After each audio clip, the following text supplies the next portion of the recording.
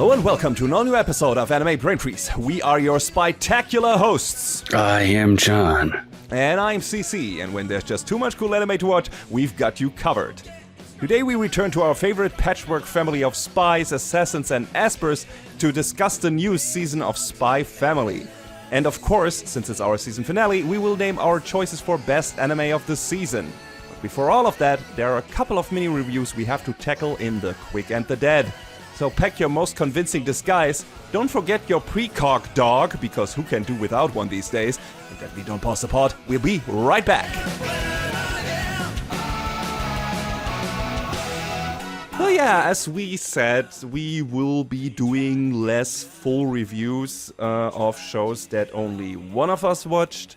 So of course we also have a couple more shows than usual in the Quick and the Dead, especially on my side of things. So I have 3 shows, John has 2, so I'm gonna start us off. And the first show that I checked out, and I'm not gonna do a full review of, is Sanda. That show. Yes, 12-episode show from Paru Itagaki, the author of Beastars. Beastars came before this, Sanda came after, but it's already finished, which is great. It's good to hear. So hopefully we'll get a full anime adaptation of this, which I don't think the first season covers everything, if I'm not mistaken. It would be weird if it really ended where it ended, so I doubt that's gonna be it. Because there are still a lot of mysteries to uncover and everything, even though technically the main setup and conceit of that the show starts with is kind of wrapped up in a way, but I'm getting ahead of myself. So what is this show about? If you listen to the sneak peek, you already know. So it's about this girl called Fuyumura who recently lost her best friend, Ono. And she's trying to get her back. And what else to do than to stab a classmate to make that happen? Yes, that makes sense. Yeah, that makes sense. No, well, it makes more sense than you think, because that classmate, turns out, is the descendant of Santa Claus. Because, naturally. And if he has red on his clothes, he turns into a version of Santa Claus, I guess. A buff version, a daddy version, and with special powers and everything that match what Santa can do. For example, he's impervious to heat because Santa has to climb through the chimney, right? And some of those are lit, so it makes sense that he's impervious to that. He can sprout these sleigh runners from his feet that he can use like swords for some reason. But that's what he does, and so a bunch of weird shit that he can do. And, well, his mission, as Santa's mission would be, is to fulfill the wishes of children. And since Fuyumura, after removing the curse that kept that shit unbottled or bottled or whatever, his powers restrained after she lifts it. Who put that curse there, we still don't know. But after she lifts that curse, he is restored to his powers, has to come to the terms with sometimes living and looking like an old man, getting farsighted because of his age, and stuff like that. So, it's a wacky show. It's a really wacky show, but it's really fun. And I mean, it's kind of par for the core if you've seen Beastars, which is also a very weird show with a lot of interesting things it does and unusual things. So it's not like a straightforward shonen thing or everything. There are some battles in this, some action-heavy battles, but really only 2, and it's technically the same people fighting against each other. It's Sanda, and the headmaster of the school, Oshibu, who is like this weird, the weirdest, creepiest motherfucker on the planet. It's like this guy who is 92 years old or something, but since this is a world where everyone is obsessed with youth, he has done several plastic surgeries to himself so that his face is kept young. Everything in his body is artificial except for his hands, because for some reason medical tech hasn't found a way yet to replace hands or to rejuvenate them properly, apparently. So his hands are the only old thing on his body, and they look like wrinkled and ancient, and everything else looks super young. But he also is super, like I said, super creepy because he has so much, I don't know, collagen and I don't know what else, and Botox and shit in his face that he can't really do anything but smile anymore. And of course, he doesn't feel any pain really anymore. And it's that guy is one of the creepiest anime antagonists I've ever seen. He's really fucked up. Like, he's basically a cyborg. He has like artificial eyes and everything. So he's there and he says he wants to protect the innocence of the children and whatever. But of course, he has very sinister motives for everything he does. And so he and Sanda go at it several times. But mainly, this is about Fuyumura, the girl who's like a weirdo because, of course, she stabbed Sanda to get him to turn to powers. She doesn't really think a lot of her plans through. Like, she gets really freaked out once she realizes that he doesn't immediately turn into Santa Claus after she stabs him and he is starting to bleed out. And she's like, holy shit, what have I done? Yeah, maybe... maybe there were other ways. Why would you think 3 steps ahead? Yeah, she's a real, shoot first, ask questions later kind of girl. Literally, that's what she does. She also throw grenades first, stab first, like strap a bomb to her own body first. Stuff like that to get what she wants. And so Sanda has his hands full trying to keep her in check and fulfill her wish of, reuniting her with her friend who everyone has declared dead. But she's the only one who believes that Ono isn't dead yet. So that's one of the main driving plots. And that's definitely kind of resolved by the end of this first season, that plot thread. So that's really interesting. And it's a super fun show. Like, it's crazy, it's wild, it's wacky. It looks the part because it's animated by Sai Saru, who have always a very unique style and partially very experimental that also shines in this shines through in this show. Very sketchbook-esque in certain parts with a lot of thick, sharp like outlines. Very nice color work. Especially in Sanda's first transformation, where everything is black and white except for the red blood stain on his chest wound, and these high contrast scenes with other colors, but definitely with red several times, happen in the show a lot. The soundtrack is very interesting as it contains many instrumental remixes of famous Christmas songs, sometimes almost unrecognizable because they have been made to sound more menacing or triumphant or what have you. Like, there's a dark version of Joy to the World, for example, where danger is afoot. It's really cool. It's like really, it's like set in some kind of minor transposition or whatever. It sounds like really, really menacing. Like, every time that theme plays, you're like, oh no, that is not, no, that's not joy that's coming to the world. Absolutely not.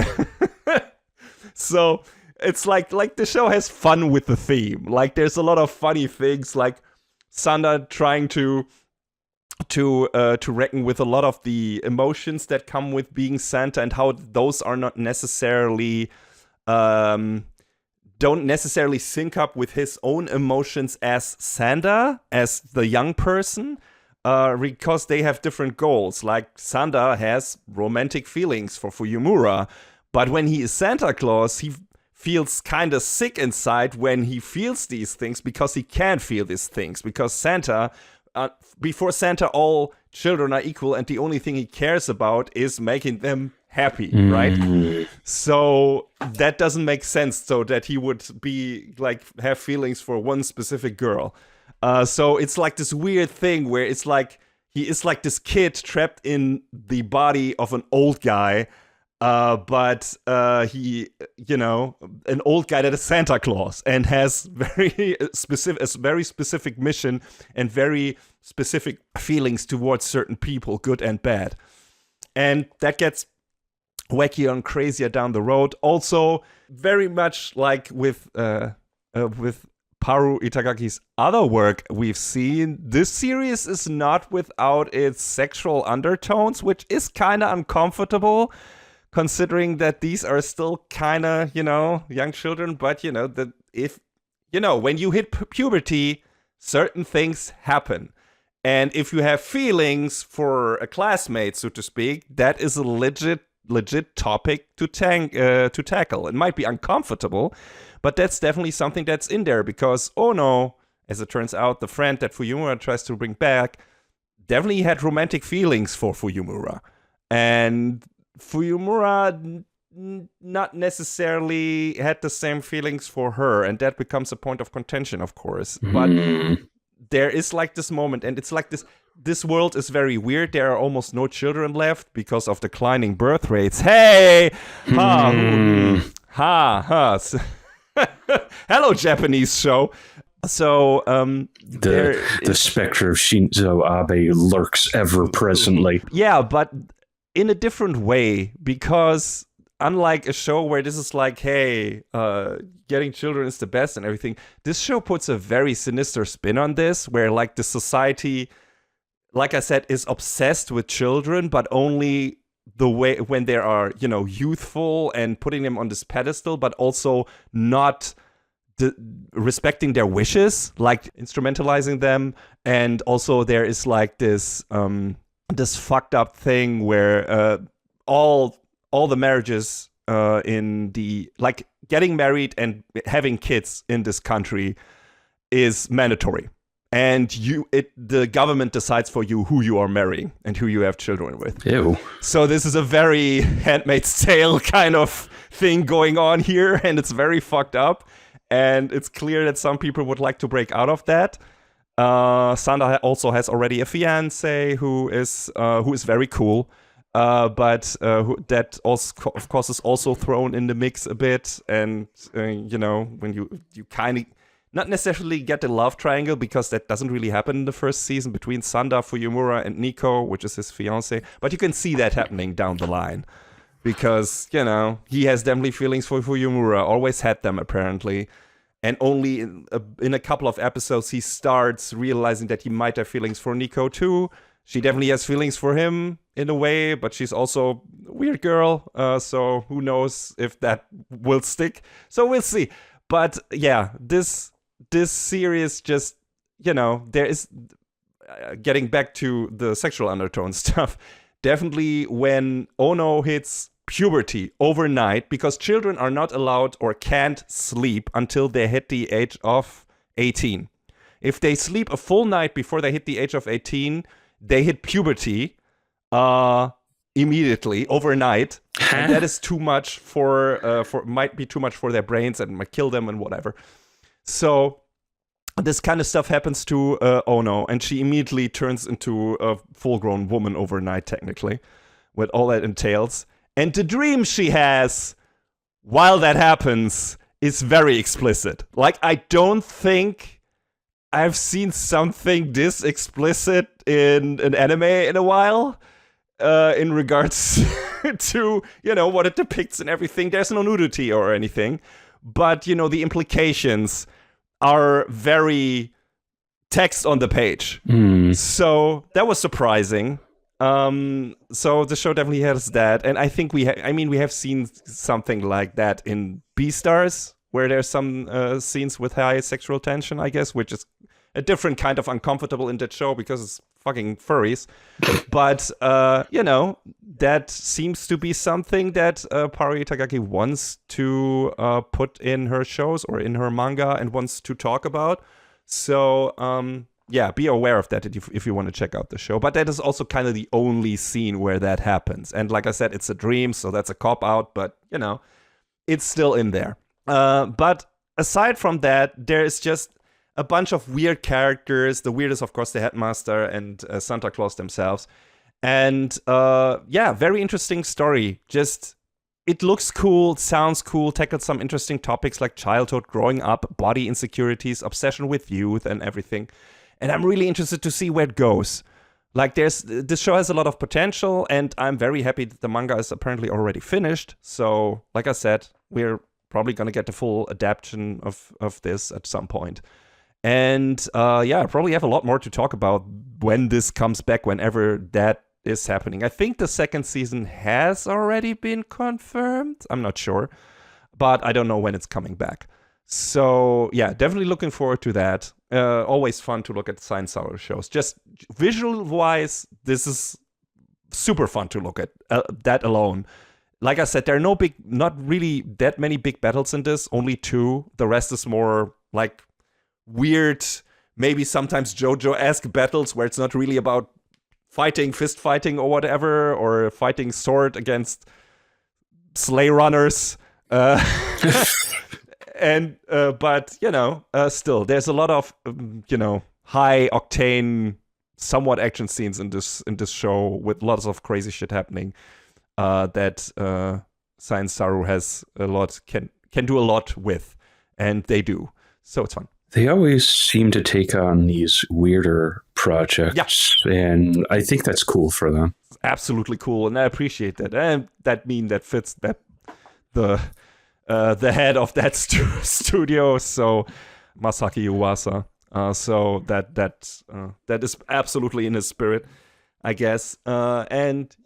Definitely looking forward to more of this. And I'll talk about this when it comes back, because this was a really cool, interesting, weird as fuck show that I enjoyed. And it's breezy because it's only 12 episodes. So yeah, definitely recommend it. Check it out if you want something off kilter from your anime, because this definitely is that. It sure sounds it. Yeah. So John, what did you check out? Checked out the second season of Ranma half. Yes. And it was as goofy and as silly as the first season. We talked briefly about the appearance of a certain character, Hapo-sai. He's barely in this. Yay! Hooray! Because nobody likes him. Nobody. Not the fans, not the characters in the show. Nobody. So they at least kept his weirdo appearances to a minimum. I think he's in maybe 3 episodes at most. So it's like, because everything I'd heard about the character from the original comic and the past adaptation is sort of like, no. Do not want that. No. Yeah. So we get to meet, Shampoo. We get to meet Moose. Moose has all sorts of weapons hidden up his sleeve, quite literally. Mm-hmm. Ranma gets forced into his female form, and he can't change back unless he takes this Phoenix pill from Shampoo's great-grandmother Cologne. And it... I love the names in Ranma. They're so good, aren't they? Yeah. Shampoo, Cologne. Hey, why not? Mm-hmm. Kuno is still going after Akane and the pigtailed girl, female Ranma, even though it never dawns on him that the 2 Ranmas might possibly be the same person. No, it's just the Ranma I have to fight, the pigtail girl that I love. Mm-hmm. Yeah, blinded. Love makes you blind, literally. It truly very much does. There's an introduction to a character earlier in Gosun Kugi, who has this one-sided crush on Akane, and he wants to expose Ranma's weakness, of which he has all of one, and that is cats. And I talked about this during the sneak peek, where if he gets exposed to cats and it overwhelms him, he kind of goes into a cat-like mode himself, and he ends up kissing Akane. Oh no. While he is a quote-unquote cat, but he has no memory of it after the fact. And it's silly and it's goofy, and the production continues to be really solid all around. We have the giant comic onomatopoeia. They do a lot of the single color dithering on certain shots to remind you, hey, this was a comic at some point. So it has a lot of that style in there. And I don't know if there's any plans for another season yet, because I don't think this story didn't end with this. They just were sort of like, ha ha ha, the adventure continues, la di da di da. Akane may have gotten turned into a duck. She didn't get turned into a duck. But it made for a good gag because Ranma is suffering like, it's my fault you got turned into a duck, and then turns around and sees Akane there, and it's like, well, wait, but you're the duck, aren't you? The duck, you're the duck though, and that's not. And that's that. It all ends with Kuno getting a team drop kick from Ranma and Akane because, hey, why not? As par for the core for Rumiko Takahashi stuff, I guess. Yes, and I just like this. I enjoyed the show just because it was silly and goofy, and even though it was rom-com, it's definitely more com than it is rom. So I appreciate it for that much. So just letting it lean into how silly it is and not getting too serious on the other stuff, I think, is what keeps this story fun, because it's just, it's something silly each week, each volume, each chapter, I guess, depending on how you want to break it down. And it kept it going pretty well on that merit. So it was silly. It was fun. Again, don't know if it's coming back for a third season. Would be cool to see it continue to go further down the Rumiko Takahashi rabbit hole, as it were. Cool. But yeah. I mean, is there still manga material left? As far as I could tell, yeah, there's still a decent amount left. So wouldn't be surprised if they bring it back then. Yeah, just there hasn't been any announcement of any sort of that I had seen. So I mean, this is a MAPPA show, right? Yes. So yeah, I mean, they have their hands full, I guess. So we'll see whenever that the next one gets announced. Yes, let's see. They ended on chapter about 98 out of, let's scroll to the bottom. Oh my God. 98 of 407. So, there's plenty of material. Mm-hmm. Oh my God. I didn't realize there was that much. But yeah, that's that. What do you got next? Yes. Getting back on my favorite train, the shonen train. First entry there would be Gachiakuta, new Bones show, and it's about this guy called Rudo who is living in the outskirts of the city. Like it's like split in at least two parts, I guess. Like in the inner part is like the rich guy people who throw everything that they don't like away, and the Rudo is like a trash collector and brings it back to the slums on the outskirts, where he lives. Everyone there living there is ostracized by the people on the inside, and the people on the outside are called the tribes or whatever.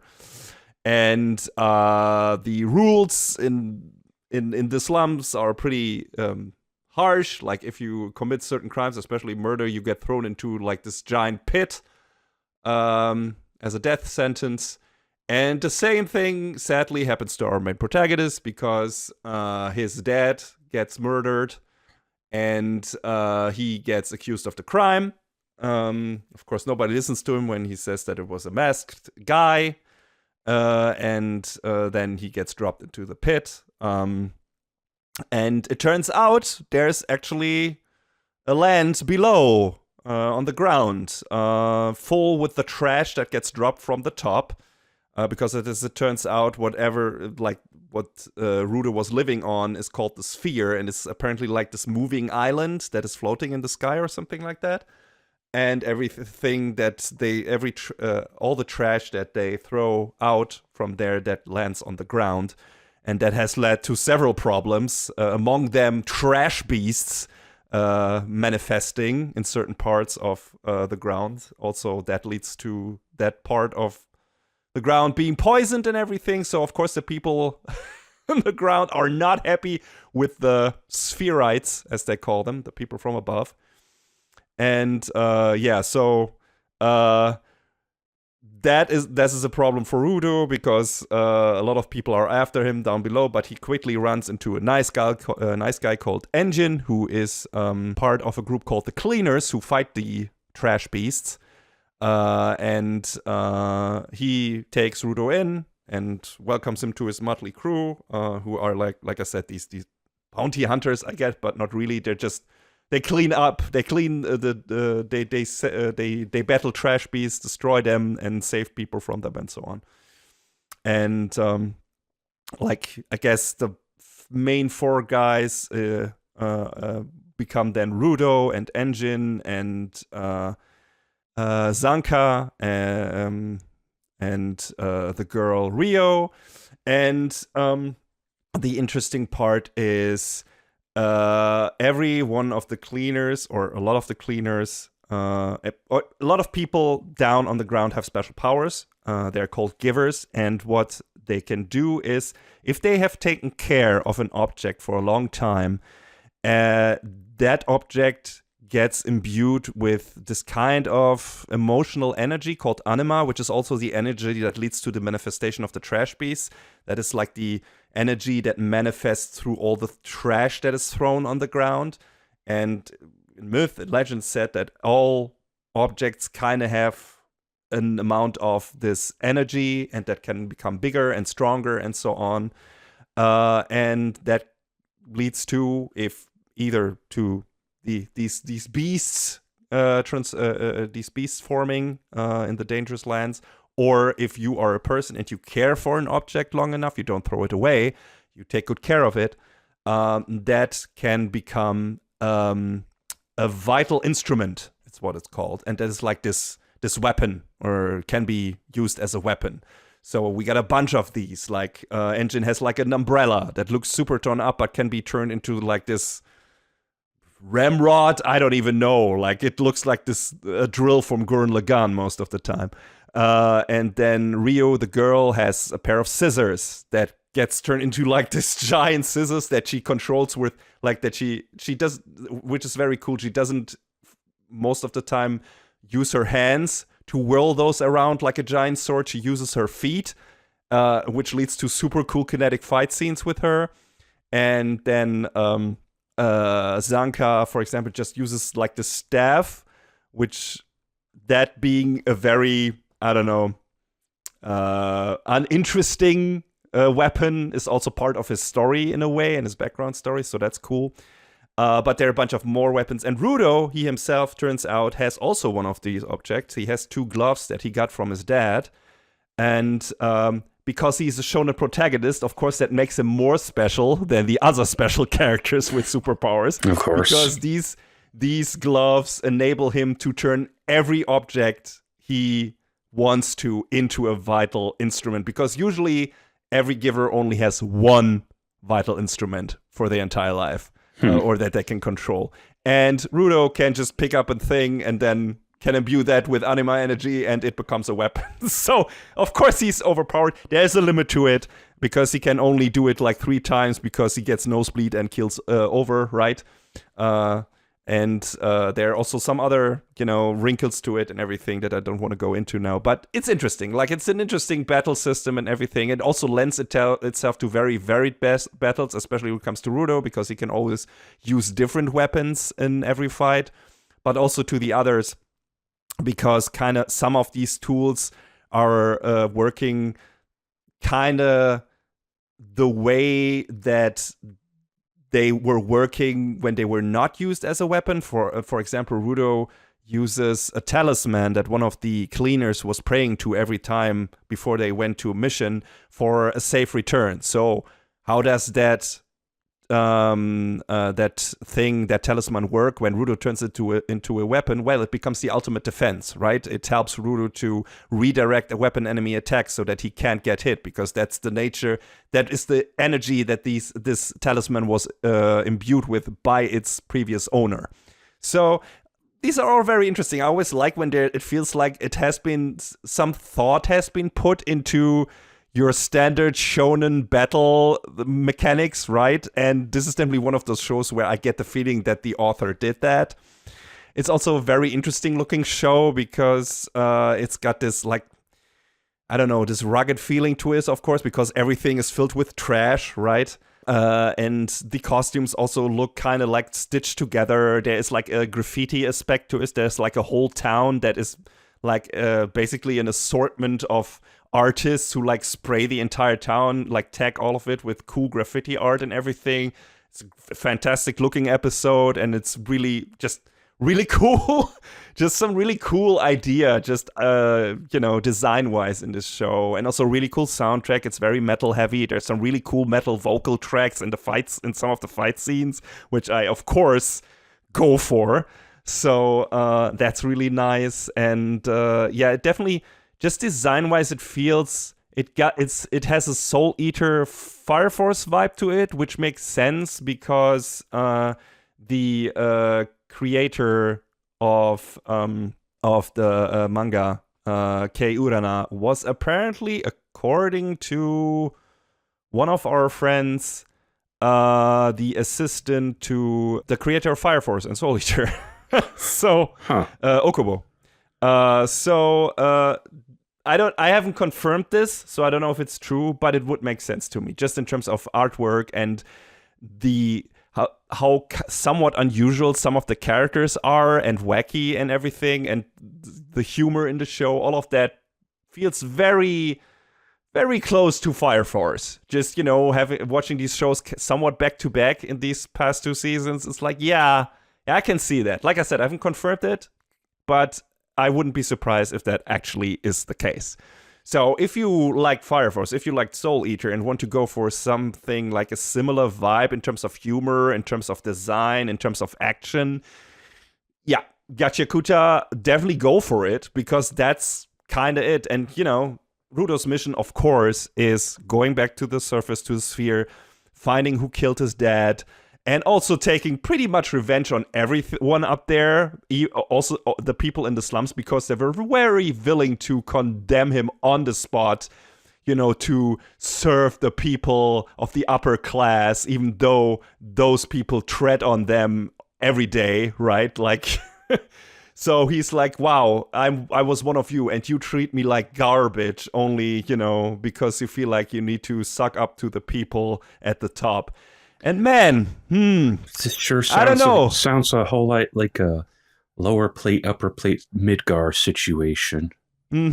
Also, I feel like this is one of the shows where it's like, hey, anime is never political. Yeah, shut the fuck up. What? No, you don't. That can't be true. Some people say that, and they are weird to me. It's the same with the Japanese video games. Like, come on, people, just fucking open your eyes. So it's fun. It's crazy. There are also definitely some twists later in the show that I didn't see coming. Some funny ones, some disturbing ones. Like if there's like a thing I maybe didn't really like. There's like this story in the middle of the show where they meet this girl called Amo, who's living in the desert, and they have this fight against her. She's fucked up all the way to hell and back. Like, she's really super crazy, and the show.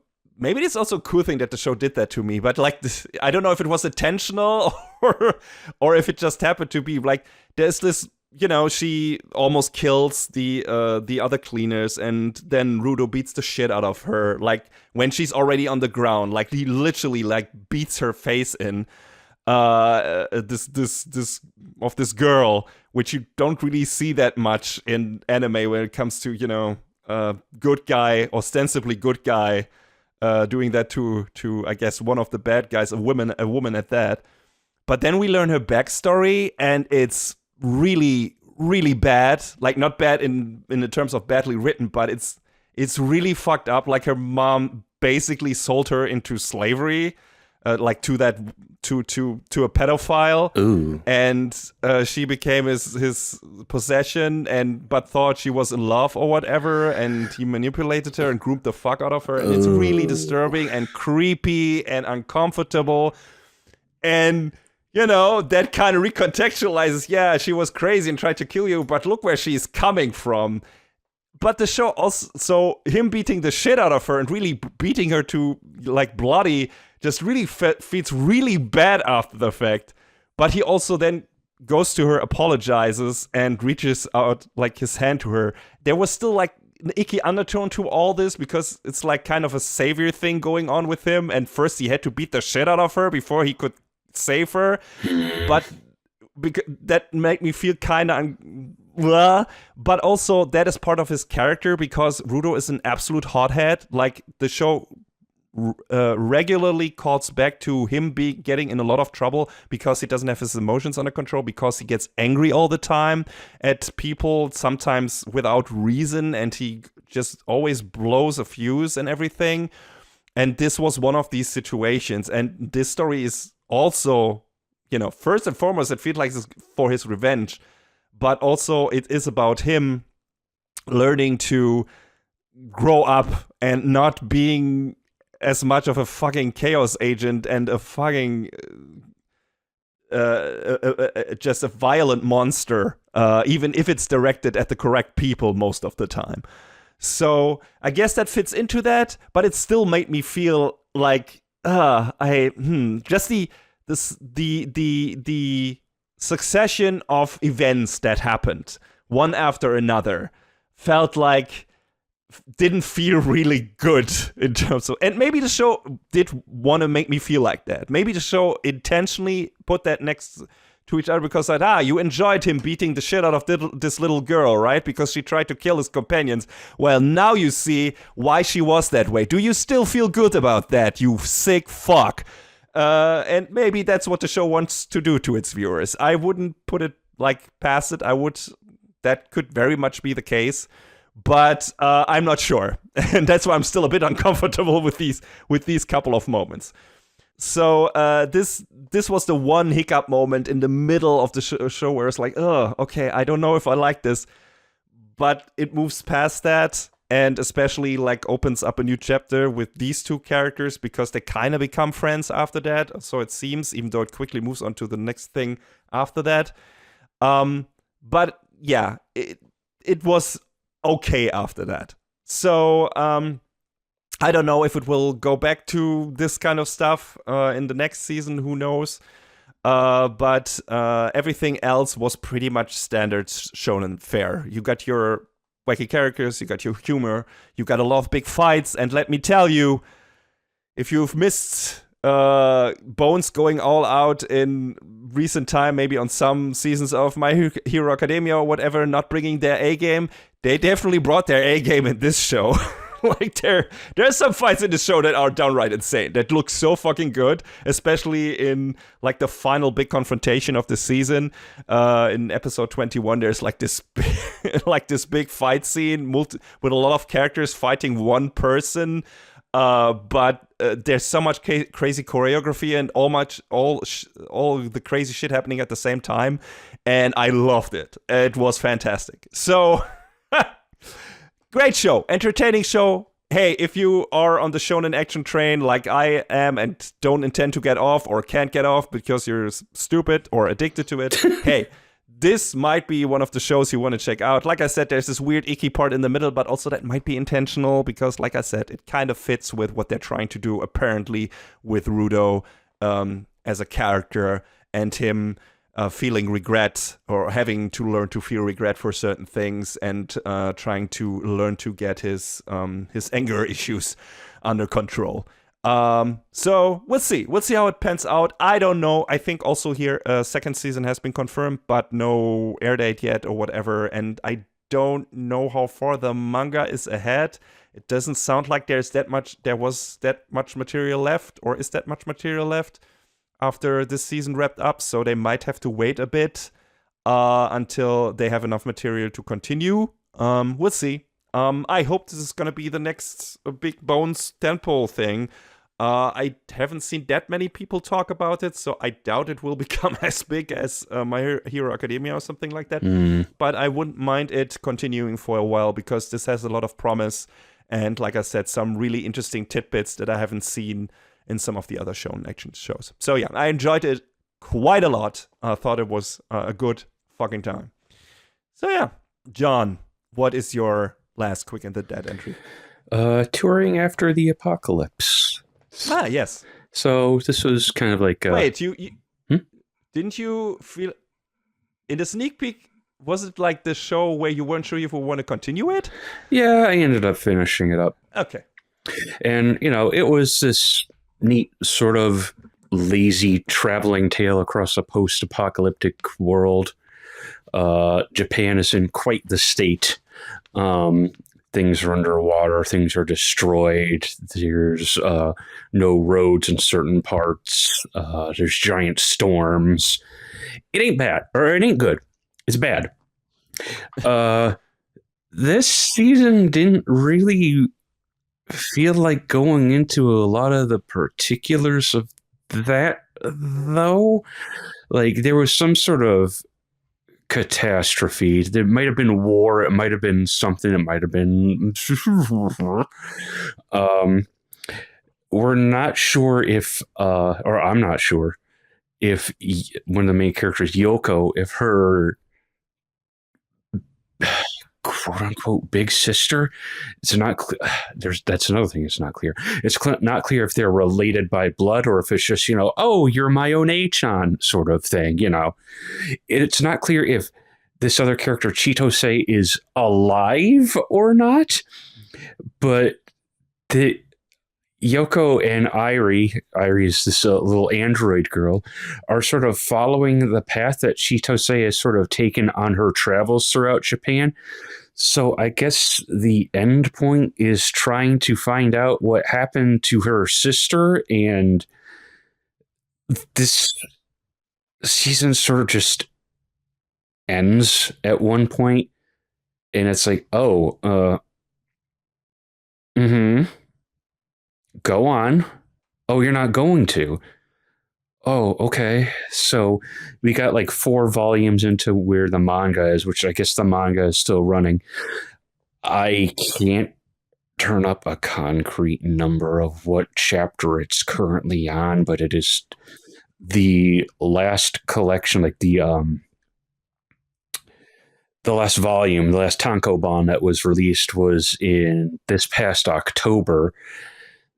The latest chapter number I can find is 38, which doesn't seem right considering this ends at around chapter 24. So there's a lot of story that seems to have been left unsaid, and which, okay, that's fine, but I have so many questions. And this season did not really answer any of them, if I'm being real. So, and there's no word if there's going to be a second season, so I guess I might have to open a book and read if I want to find out what happened. Which, oh no, how terrible having to read. I make it sound like it's a bad thing. Oh. But, what this show did really well was a lot of the vistas and the places that Irie and Yoko go to. Like, it's definitely a ruined landscape from top to bottom, every place they go to. Like, in one area, they meet this robot who is... he tells them about the place that they're in, and he kind of ends up running out of battery and ostensibly dying as they're leaving. And it's like, well, that's sort of sad to see. They come across this FM radio broadcast in Akihabara, and they expect to find someone there, but it's this AI, DJ Akiba Jiro II, and it can sort of indirectly interact with the people that actually come into the radio station, but it's just a robot, like, a very dumb robot that can just spit out what's put into it, but it can see them through a web camera and whatnot. And they do a funny thing where the show was distributed by Aniplex, and the robot is voiced by Yoshitsugu Matsuoka, and the song that plays when they first get into Akiba is from Sword Art Online. Ha ha ha ha.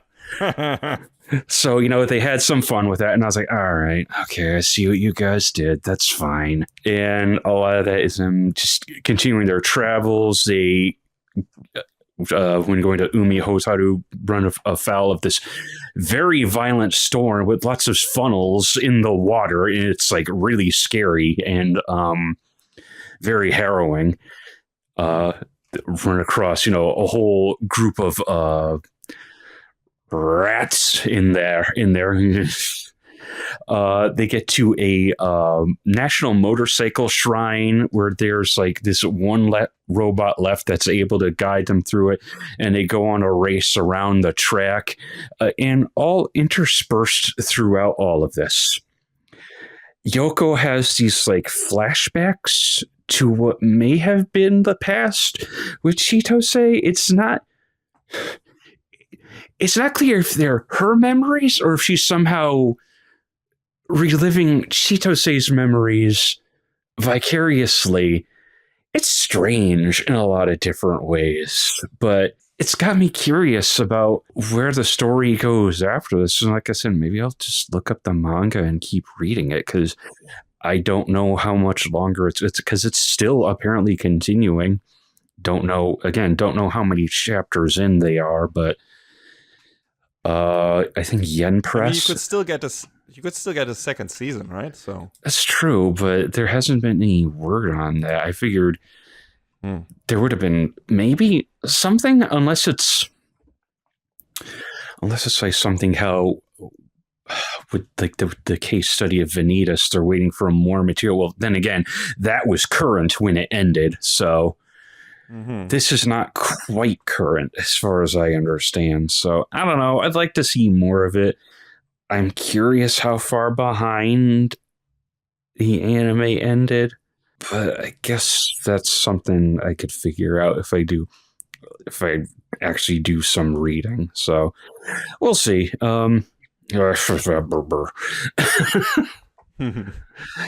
Yeah, I thought it was neat enough for what it was, but again, I want answers. I want to know things. So we'll see where it goes from that. Yeah, I hope you will get a second season. I hope so too, but we'll see. Otherwise, you got to pick up the manga or whatever, the light novel. What?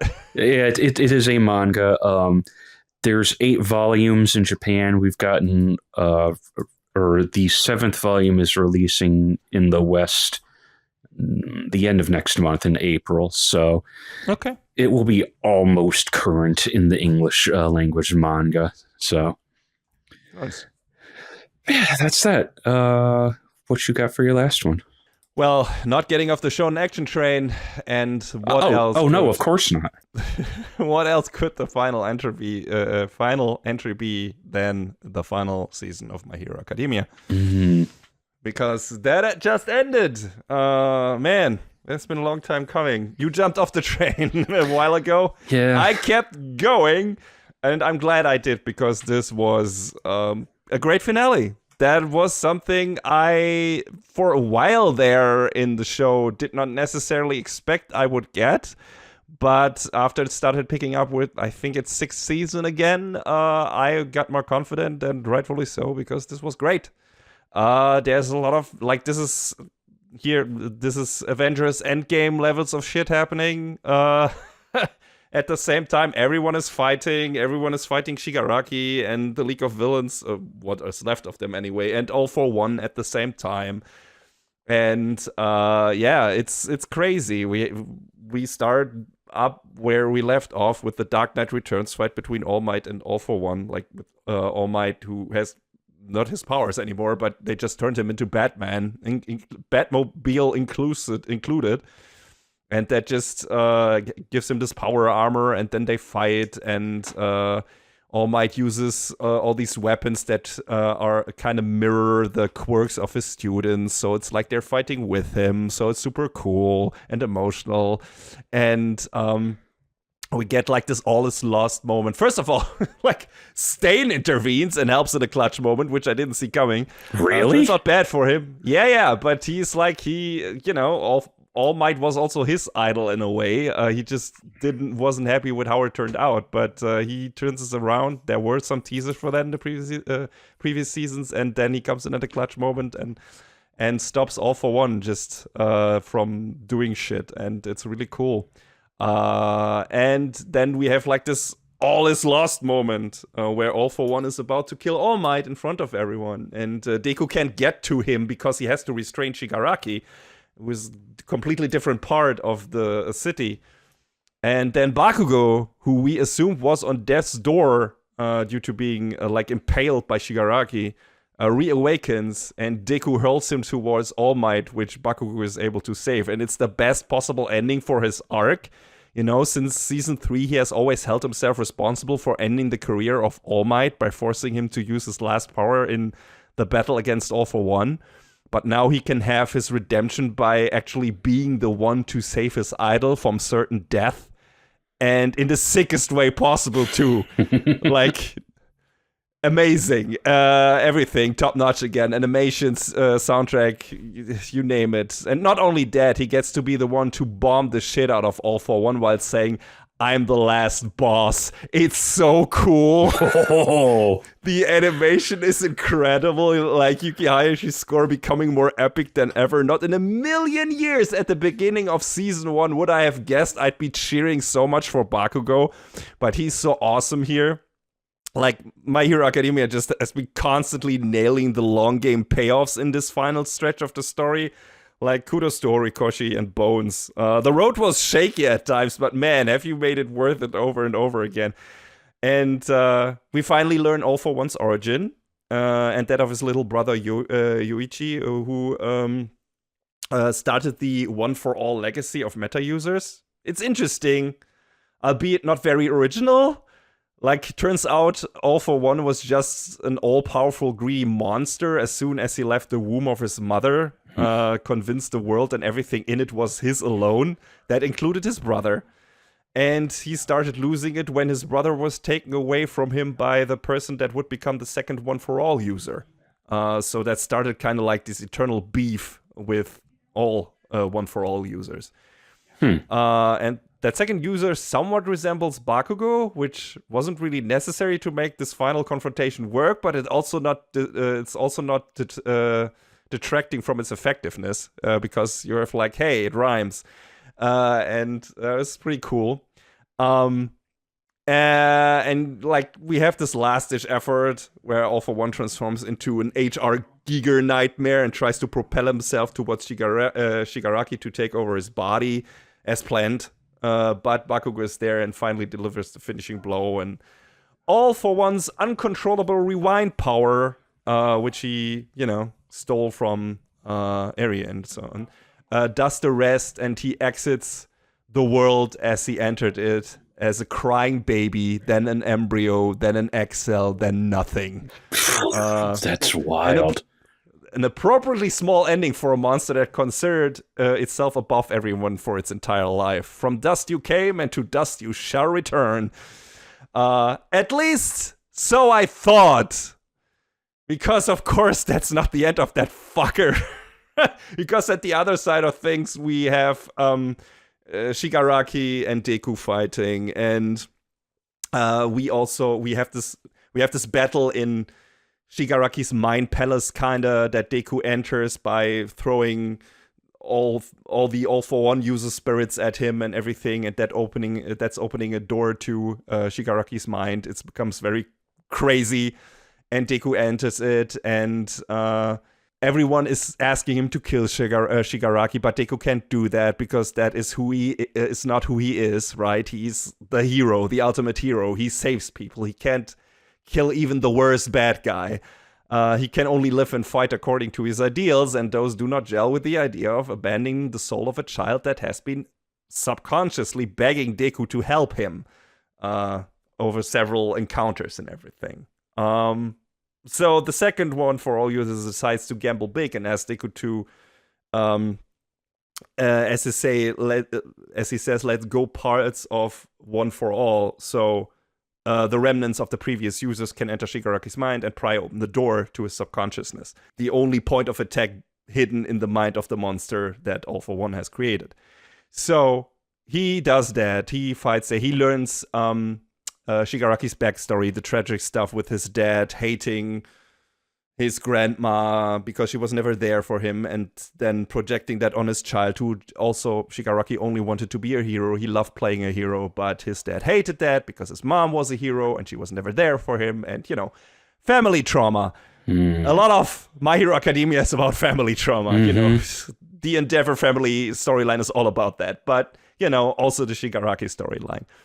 And, there's some back and forth. Shigaraki, of course, is in control of his mind, so Deku can't really do much there, even though he's trying to. Things get really dire because he loses both hands while battling in Shigaraki's consciousness, which has an effect on his real body. So, of course, this is the best moment for the show to pull an Avengers Endgame on your left moment, and all the available heroes and classmates of Deku emerge from portals. Hayashi's soundtrack goes into emotional overdrive once again. Deku is healed by Eri's power, and the final showdown can begin. I'm cheering, I'm crying, I'm yelling, fuck yeah. Everything you want out of the big action finale. And everyone is starting to fight Shigaraki, who turns his body, or technically All for One, who at this point, because the one thing Deku was able to do is have Shigaraki take a step back in his mind and, hesitate. The problem is, once he hesitates and his will becomes weak in regards to his goals of destroying everything, the remnant of All for One that was already implanted in his mind takes over and takes hold and pushes down, almost completely erases Shigaraki's consciousness and takes over his body. And from that moment on, all the heroes fight All for One in Shigaraki's body one last time, who becomes this Lovecraftian abomination with tentacles everywhere, made of metal and shit, and it looks creepy as fuck. But then, of course, we get this big final, here comes the Sakuga shit scene where everyone paves the way, like all the A1 student and other students paved the way for Deku, who, together with the final glimmering fragment of Shigaraki's fading consciousness, delivers the final blow on All for One, and the day is saved. So All for One gets to pull a liquid snake? Yes, pretty much. Yes, exactly. Yes. And then we get the 3-episode-long epilogue, which is also nice, which we don't really get in every anime. And apparently there's one more epilogue episode coming in May. And I love that too. And another thing that stuck out to me was I appreciate how ruthless Horikoshi is when it comes to permanently scar or mangle his heroes. Because that also comes to play in this epilogue. Like, a lot of the characters got severely fucked up in the final battle, especially Endeavor, who lost at least one arm and can't walk anymore. Just is in a wheelchair from now on. We get a nice bookend to the Todoroki family arc, though. That is not the perfect happy ending thing, especially the state Toya is in, / Dabi. But it's appropriate and hopeful enough to not feel like a complete downer. So it's cool. Like, in general, the tone of the epilogue is bittersweet. Like, Ochako is still wrestling with Toga sacrificing herself to keep Ochako alive. Deku having pretty much used up all of One for All power, the One for All powers, and almost being quirkless again. And the show is not hiding the fact that the big fight had lasting consequences, and I appreciate that. I like that not everyone gets out of this squeaky clean, and a lot of the people are permanently scarred and damaged emotionally as well as physically. But we, of course, also get the usual nice epilogue stuff, like seeing everyone grown up, leading new lives, Deku being quirkless, but inspiring the next generation as a teacher. And yeah, I guess the final statement of the show is that everyone can be a hero, which kind of was the thing from the get-go, because Deku is you and me. Like, he's the quirkless person. He's the person without power, but his will and his determination to be a better person, to help people, makes him become something better. And he was that for a while. And he still is that now, even though he's quirkless again. But he, like I said, is inspiring the next generation. He gets a nice power suit, just like All for One got at the end, which is a bit of a cop-out, I guess, but he needs to be a hero. The power we gained was the friends we made along the way. That too, yes. But not only that, it's also about, like I said, determination. And, of course, also the other characters helping him become that and helping him grow. And he, in turn, helping the other characters to grow. What would have become of Bakugo if Deku wasn't around in this story to turn into a completely different person than he was than the bully he was in the beginning. And by the end, he becomes a lot of people's favorite character, mine included. Like I thought Bakugo was fantastic by the end. So we see nice team ups at the end, and you can guess from who becomes a hero team, who becomes an item down the road. A lot of these already being teased in the beginning, but there's not really anything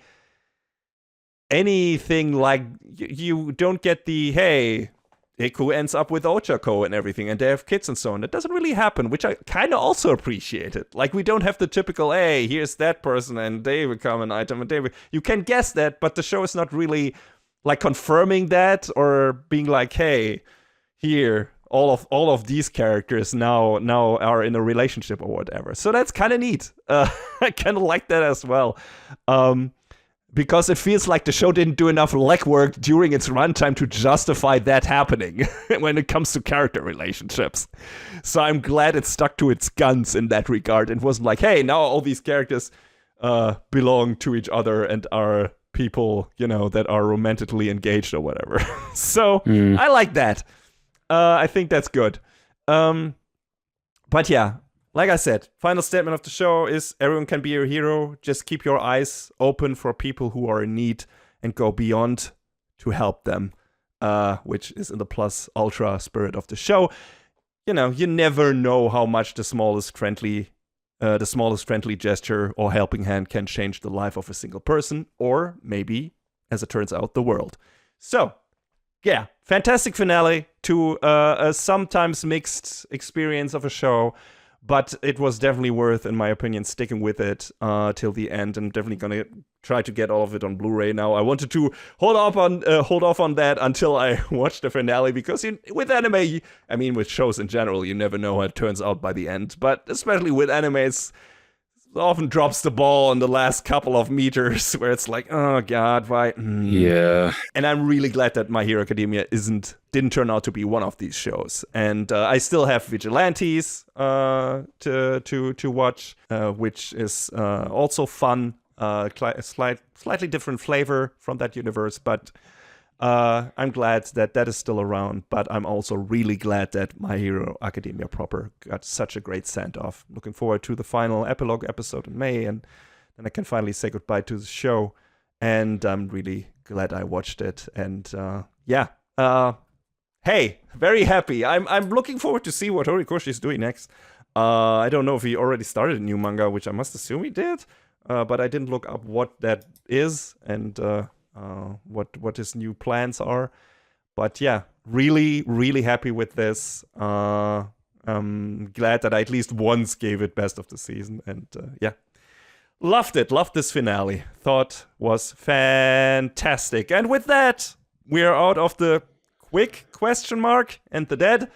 And it was quick enough, I guess. Quick enough, yes. But we have a full review scheduled as well, and we're gonna move into that right now.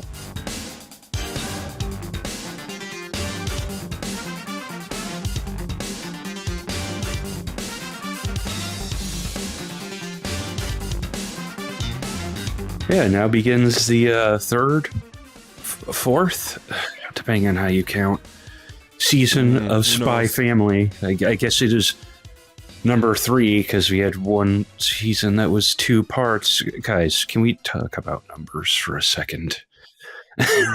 Just can we figure that out, please? Yes, it would be great if we could decide on either course or seasons.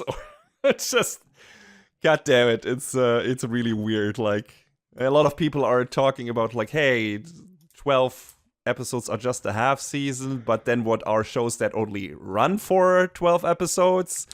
Is that not an entire season of anime? It's just, I mean, it's a mess. It would count as a calendar season. Yes, exactly. So fuck it, I guess. We're just gonna call it New Spy Family.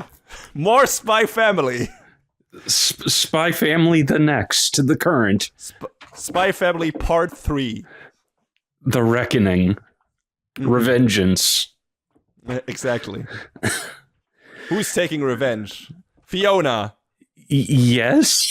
We'll get to that. We'll get to my favorite scene in this season. But that's coming pretty much at the end, or very close to the end. So we have some work to do before that. John, what is happening in this? Lot part season core. I mean, as far as looking, because I actually just now took a look at the list of the story arcs, according to the manga, a lot actually. We moved through about noticeable. We moved through about 4 distinct arcs according to how they are delineated in the manga adaptation. So, I guess we kind of had an intro episode where it's like, hey, do you remember the Forgers and all the goofy stuff they get into? Cool. Here, construction worker, like construction site battle with excavator battle. Yeah, with a couple of excavators, backhoes, whatever you want to call them. Yeah. And then we got a little bit of Fiona at the start. A teaser of what's to come, where Fiona has to rely on Frankie to get some documents forged, and it's a whole ordeal. But they work they work it out. It's not like they're off on they're not off on a good foot. They have a rocky start. They get into disguises and go to a disco to meet this forger, not one of our forgers, but our forgers. But this guy whose name is only Mr. Quill. And they get into a long chase sequence with these agents of the state. And that's one whole mess again. And Frankie vows never to work with Fiona ever again. That doesn't work out, or that doesn't happen. We will see about that. Yeah. Immediately it's like, hey, okay, we're back. It's a fun sitcom shenanigans, and then we also have some fun action shenanigans, and these are cool characters, and this is a cool setting, and it's always funny for me to pick up on these little nods to this being, which was established before, that this is set in a kind of fictionalized version of separated West and East Germany / Berlin, or Berlin Tar Har. I would say, considering it's called Berlin. Yeah, during the Cold War.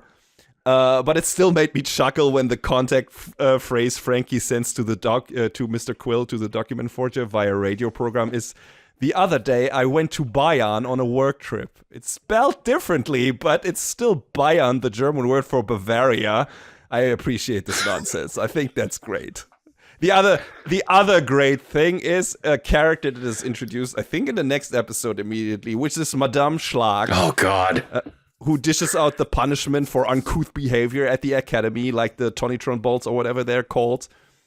And her name is Donna Schlag, which is a pun on the German word Donnerschlag, which means thunderstrike, and she dishes out thunderbolts. So I had no idea. That was like whoosh for me. Of course, but that's why I wanted to bring it up, because okay, Spy Family, your pun game is A-class. I accept it. Oh, man. But yeah, Damien is afraid he's going to get a Tonitrus bolt for not having his handkerchief. So Anya gives hers to him, thinking she has a spare, and she doesn't, and she gets a bolt, and Lloyd passes out, learning that this is her second bolt. Oh, yes. No. And it's during this moment. Mission is a danger. Yes. And it's at this moment that we get flashbacks to Agent Twilight's past, and Fucking finally! we don't ever get his name, but we sure learn a lot about him. Yes! It's crazy. Like, I was asking for this shit for like 2/3 seasons. To finally get into the background of Lloyd, because we've always been teased before. We saw like a couple of 1-second scenes, him standing in rubble and crying and whatever, and we never knew what this was about. And now we get the whole shebang, literal bang. And it's really like, it's dark. Like in general, this season had a lot of tense and dark moments when compared to the others. I mean, the other seasons had that partially too, but not like this one. Like, we get all of it. Like, we see he had kind of a shitty anime dad. You know, that episode ends on a very, like, the first episode that tackles that story ends on this, like, super serious note where, like, the city is attacked that Lloyd was living in. And he thinks everyone died. And, I mean, his family did die, but he also thought his friends died, and he meets them later when he joins the army or whatever, but also they don't make it that much longer after he, you know, gets reacquainted with them. But it's cool. We learned so many cool tidbits. Like, we have this really interesting discussion about labels and preconceived notions with Frankie and the experiment he tells Lloyd about when they meet for the first time in the woods, in regards to how people reacted to a person getting beat up in a stage play and whatever, before and after they learned certain things about it. So that was really interesting. So I haven't seen something like that from this show before. And we learn who recruited Lloyd into a Wise, which was, of course, Kenjiro Tsuda. Who else could it be? Of course. And yeah, like he is all about, like, ignorance is a weakness and a sin, which explains why Lloyd became obsessed with gathering info. And you know, he's still shitty at his job when it comes to his family, though, but aside from that, I guess he does a good job. He made something of himself in regards to being an info collector and applying that information to, you know, solve his mission or whatever. But yeah, that really, really nice set of 1.5 episodes. Like, now we know how Lloyd came to be who he is and what is his driving motivation behind his work, or what that might be. Even though he claims that he doesn't care about anything besides doing his job, even if his instructor knows that's a lie and calls him out on it. But yeah, this is what I would want all of Spy Family to be. Like, give me like 1 or 2 episodes of silly sitcom shenanigans, and then at least 2 episodes of serious character and story stuff. I think that rhythm would suit the show and my tastes better. And I mean, we get a lot more of that in this season. That's why I really liked it. But I hope that's a trend that will continue, because the previous seasons didn't necessarily have that. Even the mission stuff was often very goofy and didn't really feel like it led anywhere or any new discovery or development, really. And were more these closed off missions that were only tangentially related to the main mission of the story. And I feel like this season kind of goes into a very different direction and makes some serious plot progression, like you said. I really enjoyed that. I assume you did as well. Oh, yeah, for sure. Like, I mean, I feel like we've gotten a pretty good amount at this point about most of the characters. So, I mean, maybe there's some gaps that might get filled in later as we go on, but this kind of paves the way for the overarching plot to continue as it is. So yeah, absolutely. And again, the little details are great. They in the flashback, there's like this scene where Lloyd buys some gear at or some food at a stand, and they even created pretty accurate old German currency, like the Pfennig, which is old coins which we don't use anymore since the introduction of the euro, but that was our main small coin cent equivalent back in the day. And they even put that in the show, and it looked pretty convincing to me. It was like, whoa, okay, I haven't seen that kind of coin in ages. That's crazy that's in this show. I didn't expect that dedication to detail, even though it's just a fictionalized version of Germany that this is set in. But I really like that. So they did some research. Absolutely, yeah. It's not only for show. It's really cool. I mean, there are some more blunt things where I'm like the Turkish spy code name is Kebab. Really?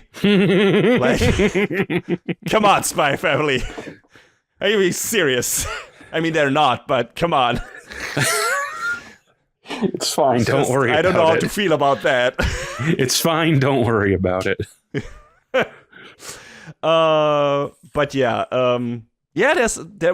in general, there was a lot of neat little things aside from this also being a very plot-heavy iteration of the show that stood out to me. Like there were a lot of moments criticizing blindly believing cheap propaganda by tabloids, for example, which is very contemporary. I mean, it always has been, but even more so today. And that was very interesting. So that big burst of plot-related episodes and the background story of Loin was one of my favorites from recent season.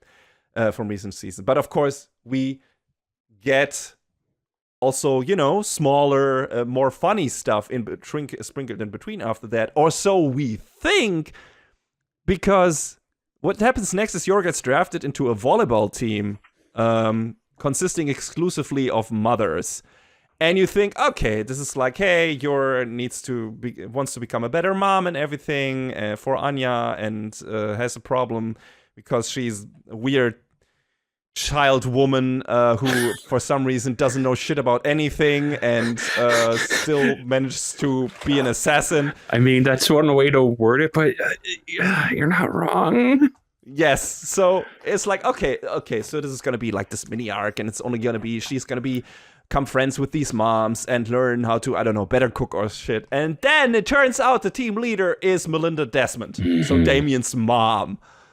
And now the Forges have an additional in, or is it? Because Lloyd wonders if this was set up by the Desmond family for some reason. There's definitely something weird about Melinda, especially down the road when we see her together with Lloyd after the next big series story point, where it's like something is not right with this woman.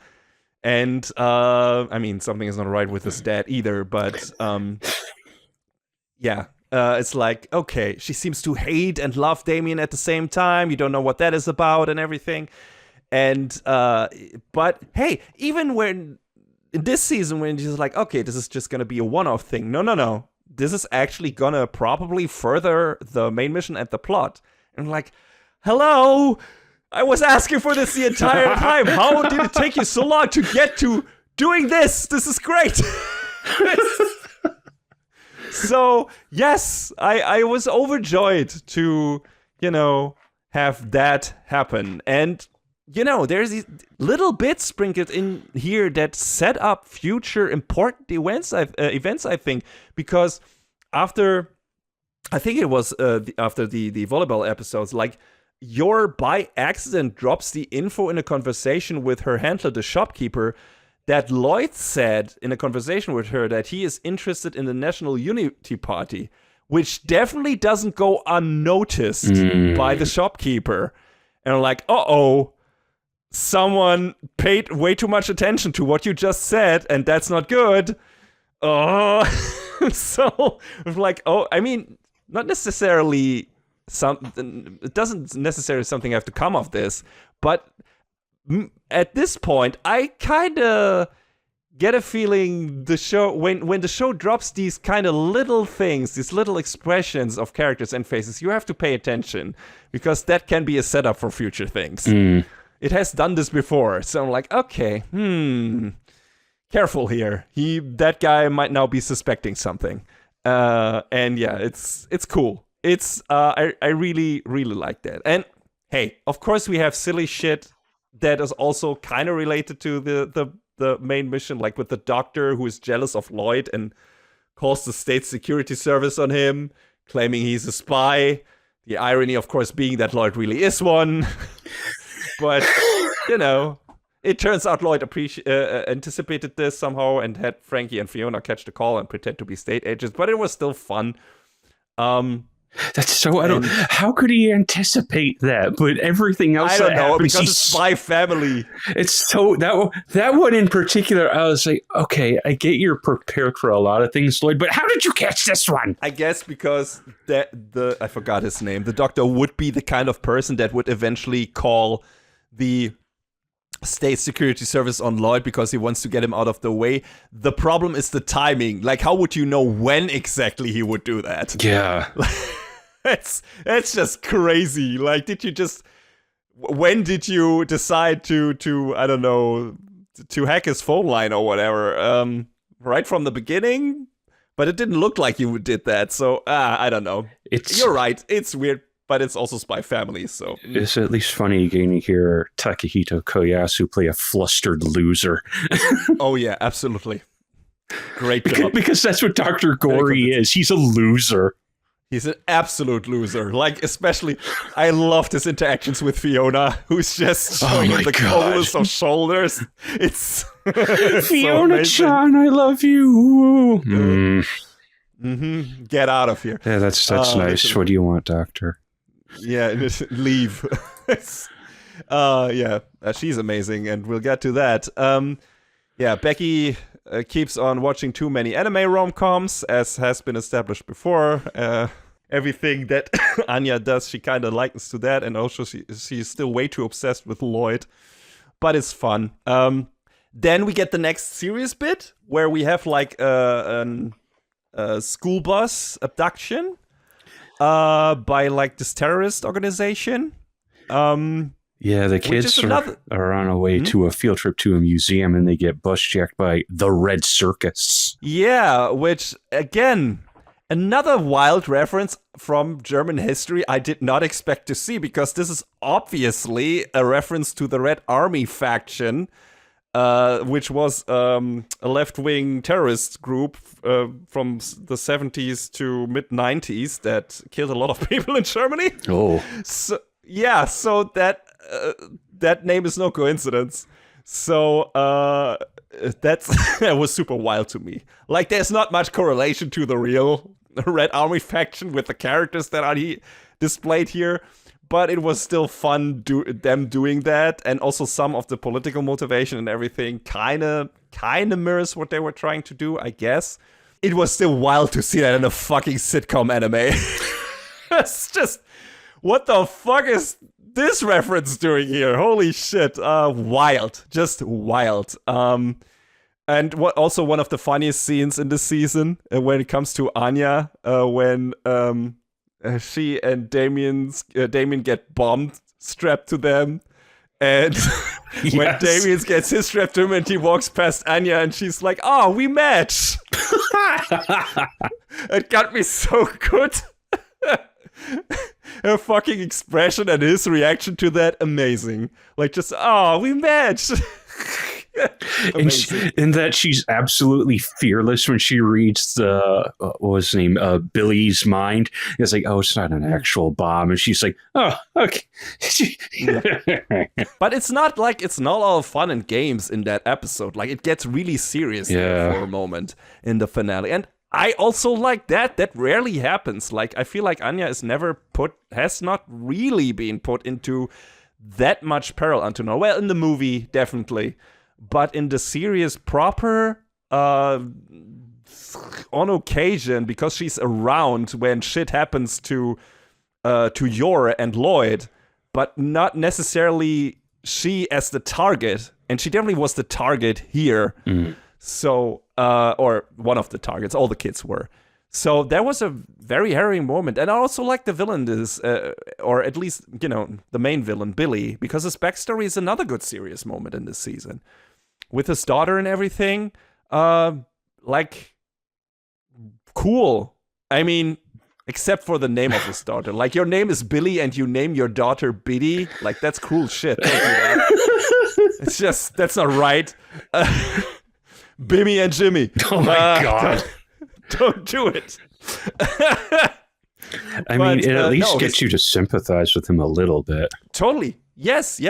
And I mean, he does the right thing by the end, right? So that's cool. I really liked that little arc as well. It was really intense and exciting and funny and serious. So it was cool. And then at the end, tail of that, we get the thing that I earlier talked about, where I was wondering if Melinda Desmond has like the split personality disorder, the way she reacts to her son.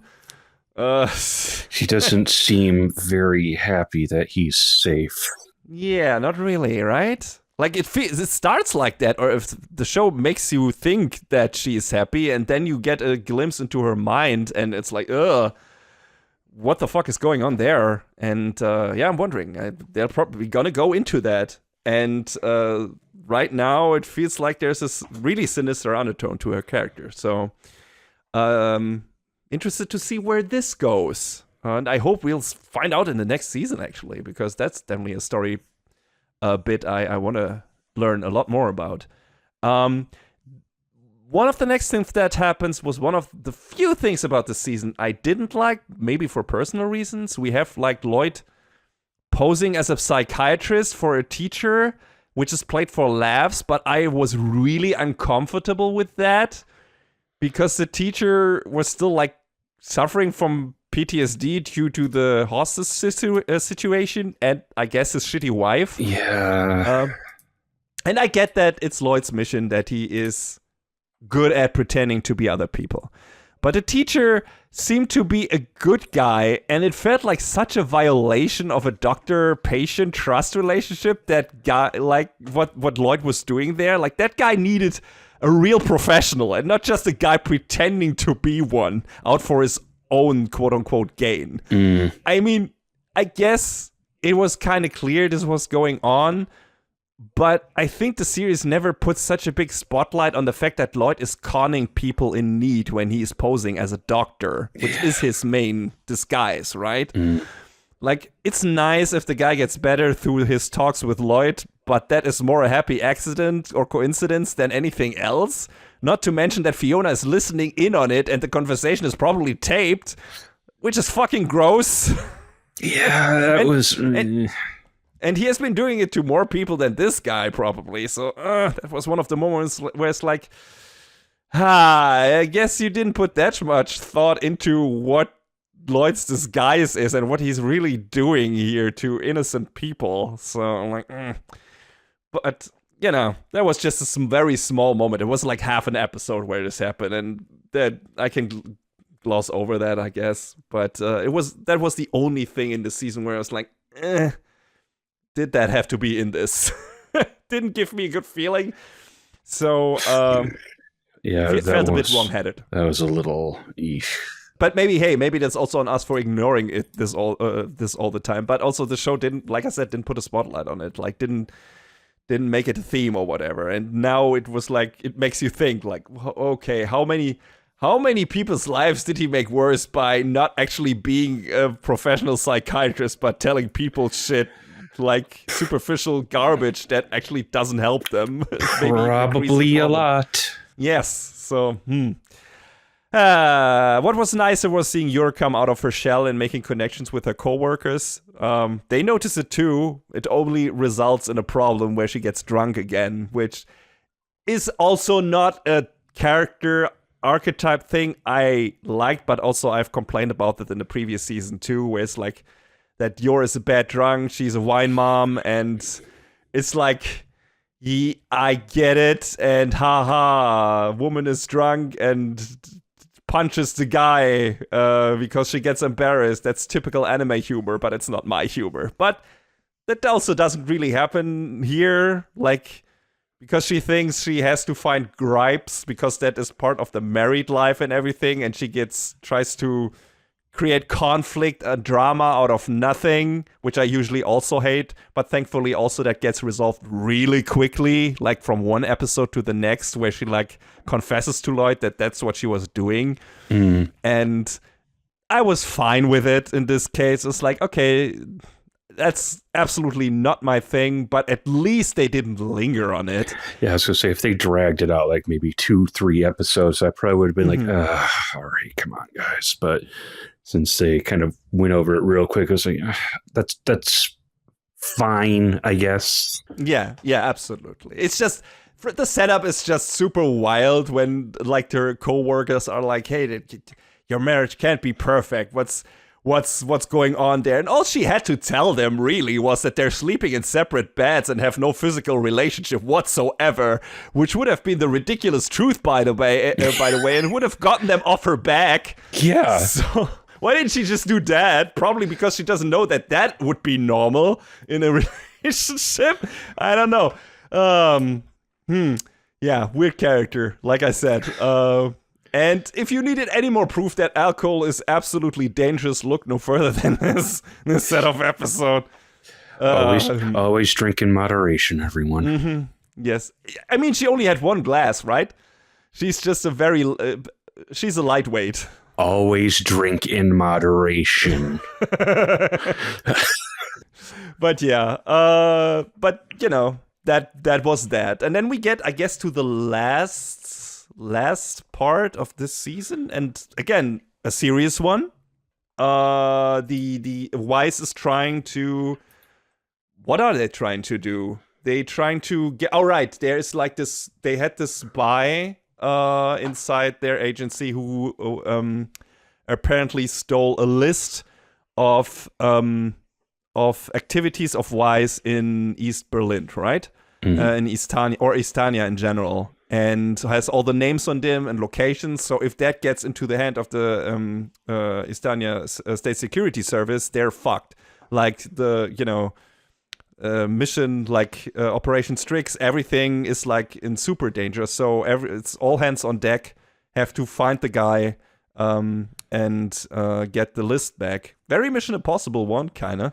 It was also about them stealing the Nod list, I guess. But yeah, it feels like they have the everyone like fooled and have everything under control, and then it turns out the state security actually sets up a pretty decent trap for Wise. Yeah, that was actually really interesting the way that was played super out. tense. That was like, holy shit, okay, wow, this might be the first time that they really got outmaneuvered by state security. And then when they find out the person on their side who leaked what was false information given to everyone on their team. Yes. And how did he know he should show up wearing a yellow pinned tie? It's like, I mentioned different colors to different people, and the color he showed up with is the one that I only told to you. That was really smart. That was a good trap. It's so good. Yes, and it was a really tense moment when that was revealed, and real oh shit moments. Oh, okay, things are getting really serious, and that leads to a confrontation between Yuri and Lloyd. Yuri being a bit of a Terminator here. Yuri was nuts these episodes. Always getting back up, super resistant to Lloyd's attack and so on. It was crazy. Like Lloyd even contemplates killing him, which would have been the safest thing to do for the mission, but he can't go through with it because he's thinking of the grief this might cause Yor, of course. Because and then if that comes back around to Yor, that her quote unquote husband killed her brother. Yeah, exactly. But I wonder, do you think he is worried that might ultimately endanger the mission, or is it because he has already developed feelings for Yor and that's why he can't do it? I wonder if it's a little of both, honestly. Yeah, probably.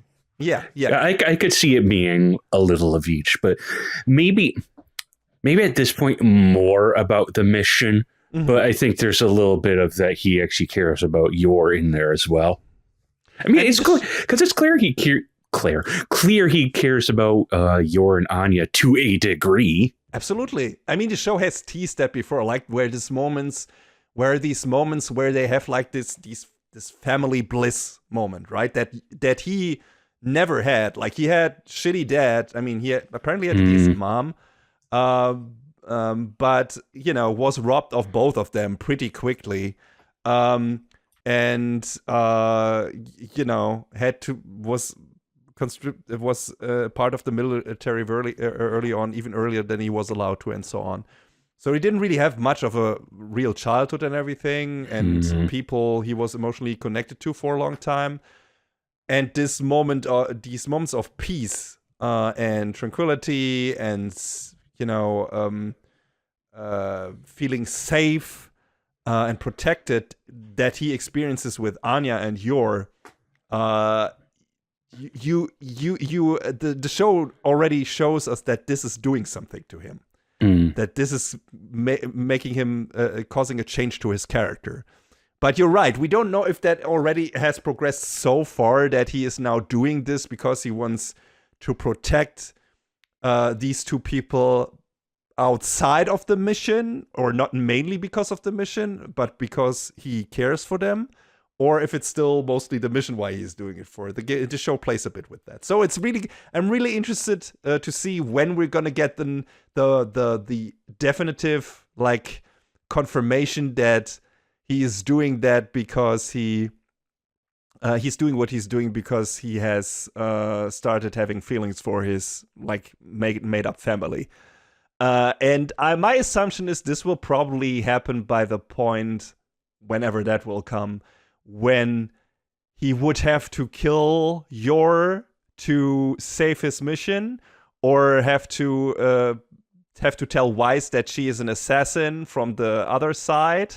And I don't know, something like that. I would assume that would then lead to the final confirmation that he can't go through with that because his family means more to him than his mission at some point. Or where he has to decide between the mission, a definitive moment where he would risk a mission by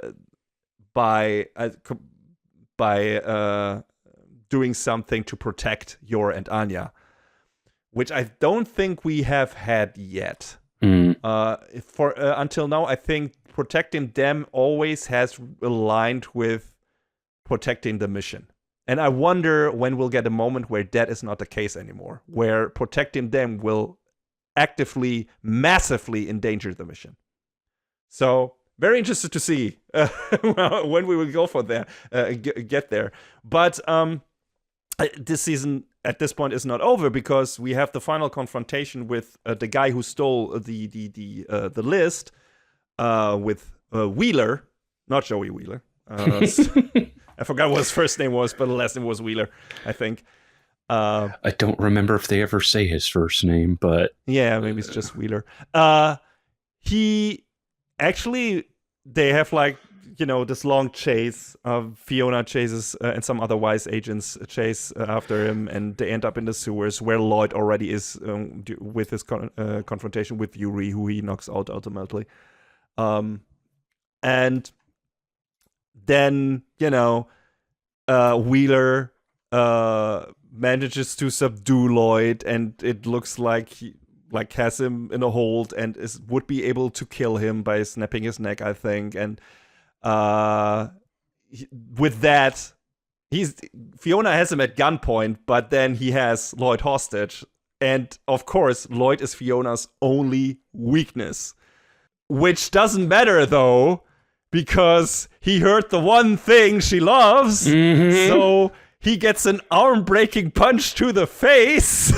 Yeah, the limiter just gets turned off entirely. Literally. Like, the show actually is like, hey, most people have a limiter, because if they would use their full power, they would seriously hurt their body. That woman's limiter just got turned off. Fiona's like, nah. No, that isn't happening. You bitch. Oh man, I love Fiona so much. Like, she's so awesome. Sorry, Yor, but she's absolutely the best girl of the show. Like, the way her arm breaks in multiple places because she puts so much force into that punch. Man. It's brutal. Oh, God. It's so gross. It's so awful. I saw that. I was like, oh. Yeah. But man, that's how that episode ends, with that first punch. And in the continuation of that scene, in the next episode, we get a cool vocal track exclusively to her, I guess. Amazing. Like, get yourself a girl that is willing to punch your enemy so hard that she dislocates her shoulder. Right. And you're set for life.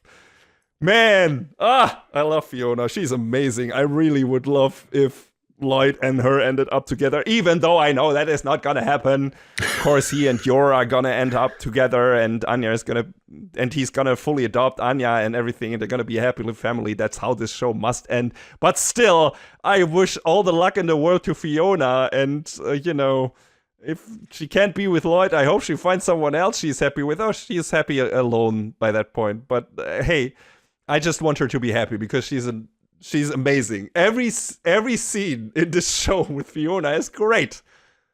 She's my favorite character. I can't help it. Like, and this cemented that once again, because goddamn, that punch against Wheeler, both punches. No, was the other one a kick? No, one punch, one kick, and another haymaker with a broken arm that she delivers to. Yeah. So fucking good. Like, goddamn. I mean, we ended on like chapter 89 of, I think the latest is 131, which looks like it released just today, actually. So the story continues, and you never know what might happen. I worry. I mean, it would be cool, but I feel the show is all about them becoming a real family, and I don't see how Fiona would figure into that unless she's content with pining for Lloyd forever and just being in a rivalry with Yor forever. This could also be the case, and being like at the end of the show, I will win him to my side, Yor forger. You will not get him ultimately, and if it takes me until the end of my life. It's like, maybe they will end it like that, but I doubt it. I mean, I could definitely see her doing that, so. Yeah, we'll see. But it's probably going to be a long while until that happens. So, hey, this was a great season of Spy Family, man. Like, hey, this finally delivered a lot of the stuff that I've been complaining or clamoring for since the first season. Where it's like, hey, I would like to have a bit more plot in this, and especially plot that relates to the main mission. And we definitely got that. We got that with the first arc with Lloyd's backstory. Then we get the bus abduction, where the introduction of Damien's mom and all the weirdness that comes with that. We get now there is a small. They kind of diffuse that by the end, but there is like probably now this seed sown into Yuri's mind because Lloyd got hurt in the fight, and there's this small moment where Yuri suspects Lloyd for having a cut on his arm from their fight, and of course Lloyd has masked this with some kind of concealment agent and so on, but that idea has now been placed in Yuri's head, even if he said, it's ridiculous, that can't be happening and so on. But is it? Or will he go back to that eventually? The idea is still there. Yes, you can't undo this. And there are a lot of neat little setups in this season that are happening with the shopkeeper too. It's like, oh man, I don't think Lloyd's position is as safe as it was last season when it comes to people not finding out who he is. And man, that's really interesting. I like that. I like that the season finally went into shit like that, and things are getting more tense, and we're getting closer to. We're opening up more options into getting closer to the Desmond family and everything. So I hope the show keeps up that kind of pacing. It would be a bummer if it now went back to more of the sitcom shenanigans only instead of going for the plot-driven stuff. But hey, if this is what we're gonna get from Spy Family in the future seasons, I'm so in, man. That's gonna be amazing. That's exactly what I wanted from this show.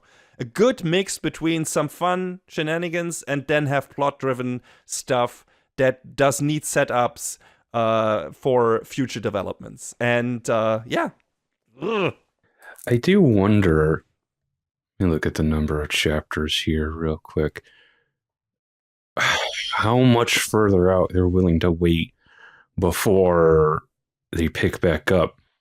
Because we're about 40 chapters out from what's current, and we cover 10, 20, about 30 chapters with this season. So if we jumped back in with the same pace, we'd get caught up real quick, and there'd be a lot more waiting to do on the next season after that. I mean, that would be fine too. And I mean, they can throw in a movie in between if they want to, because what was it called? Code White was completely anime original. And if they want to have like, hey, anime original stories, they can do that in that way and be like, hey, so you don't have to wait for the TV series the entire time, and there's something more to carry you over until the next season comes. So we'll see. But also, it doesn't seem like the manga is really releasing at a super slow pace, right? Yeah, because today is March 30th, which is when Mission 131 released, and the previous one released 2 weeks before. So I guess if Tatsuya Endo is going at that pace of a chapter every 2 weeks. Yeah, and it will be a while until the next core is gonna happen anyway. Like, how long did we of a break did we have between 2 and 3? Was that two seasons or 3-season break? Oh, let me see here. It was a while. The first season was 2022. The second season was 2023. So there was there was 2 years in between season 2 and 3. So 2 years for 30 chapters.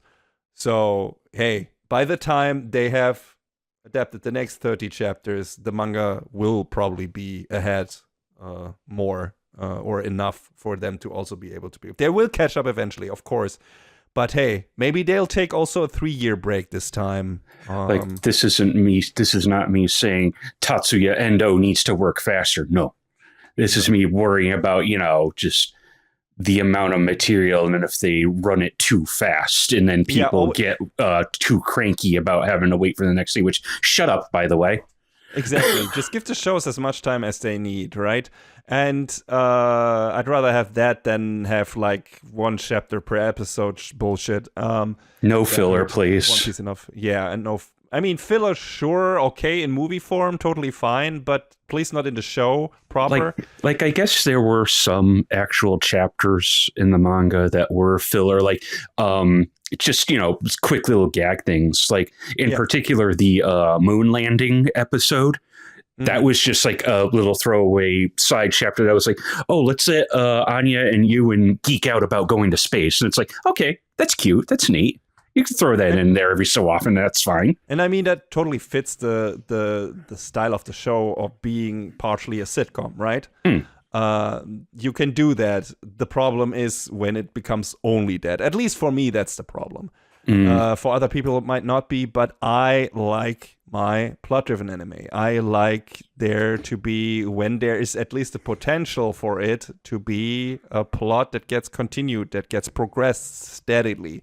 It was one of the problems I had with the previous season of Spy Family. There was enough interesting in there in regards to basic setup, but the show kind of tread water a bit at times. It meandered a bit, and it didn't feel like it was super interested in actually progressing that part beyond, hey, now Anya has to do this in school to get closer to Damien or whatever.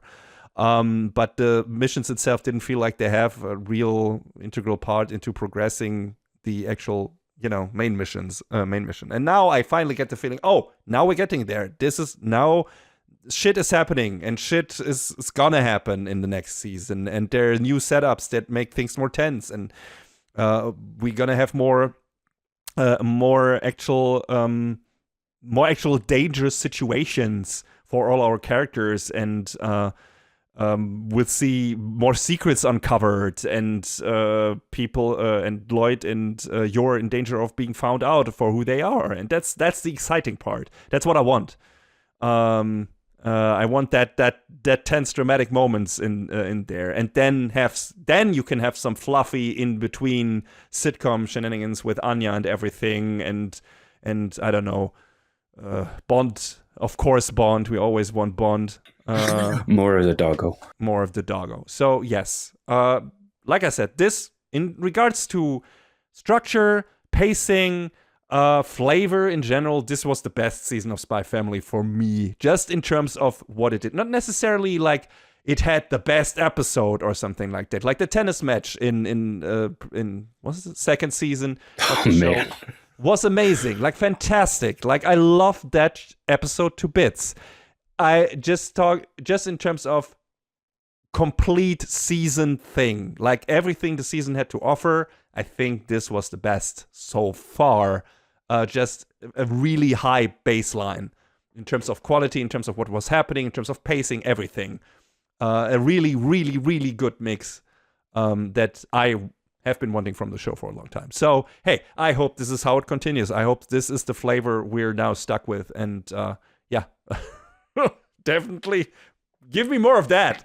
Yeah, as like a complete package, this was probably the tightest and best paced of the seasons so far, which is not to say seasons 1 or 2 were bad, but no. This one kept us going at a really good pace and kept feeding us. It kept feeding us the good stuff, man. Yes, keep feeding us the good stuff. We are hungry. And with that, we're done with the reviews for this season. But as usual, there's still one little thing we have to do.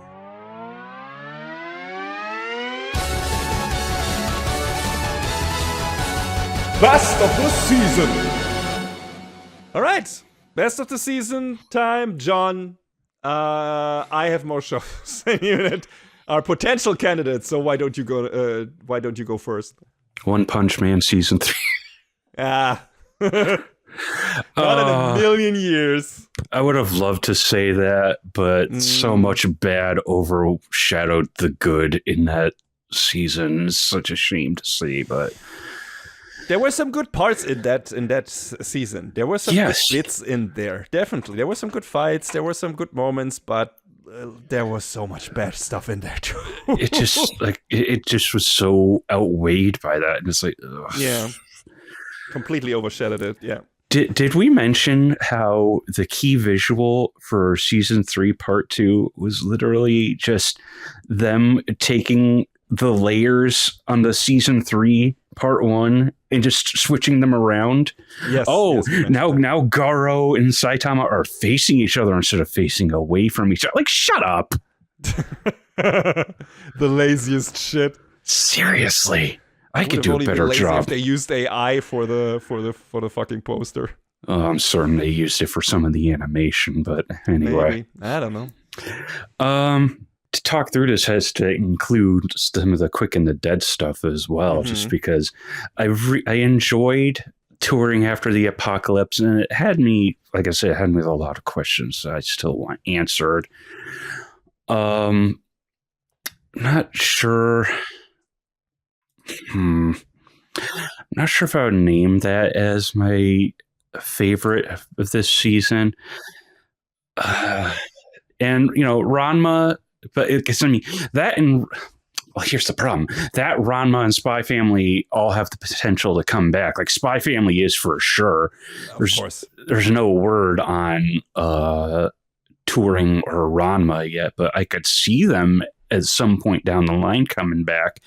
I mean, Ranma was handled, I believe by Wit Studio, and they always have their hands full with everything. No, Ranma was Mappa, right? Was it Mappa? Was I thinking that was Wit Studio that I'm getting confused about? The one we reviewed last season. Yaiba. It was Yaiba. Right. But yeah, well, then in that case, Mappa has their hands even more full than Wit Studio at any given point. Yes, usually they do. So, I mean, they got to get through, even though we haven't talked about it yet, they got to get through Jujutsu Kaisen, the Culling Game Part 2, which is still TBD, and whatever else is on their plate. I don't know what else is on their plate at the moment, but there's that, and there's any number of other things, as they do a lot. So that's probably coming back at some point.